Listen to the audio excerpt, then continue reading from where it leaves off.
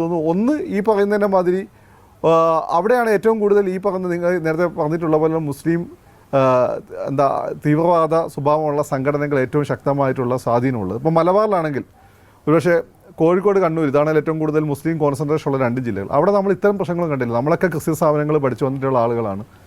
അപ്പോൾ ഈ സ്ഥാപനങ്ങളൊന്നും തന്നെ നമ്മളെ വിശ്വാസങ്ങൾക്ക് എതിര് നിൽക്കുകയോ നമ്മളെ കൊണ്ട് ബൈബിൾ വായിപ്പിക്കുകയോ ഒന്നും ചെയ്തിട്ടില്ല. അവരെ ബൈബിളിൽ വെള്ളിയാഴ്ച മറ്റോ ബൈബിളിൽ താല്പര്യമുള്ള ക്രിസ്ത്യൻ പിള്ളേർക്ക് അവർ ക്ലാസ് വെച്ച് കൊടുക്കും. അത്രയും മാത്രമേ ഉണ്ടായിരുന്നുള്ളൂ.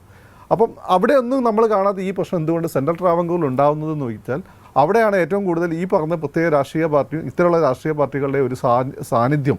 അതിൻ്റെ അപ്പുറത്ത് അതിനെ ശക്തിപ്പെടുത്തുന്ന രീതിയിൽ ഈ പറയുന്ന ഒരു ക്രിസ്ത്യൻ കമ്മ്യൂണൽ പൊളിറ്റിക്കൽ കൺസോൾട്ടേഷൻ കൂടി നടക്കുന്നു എന്നുള്ളതാണ്.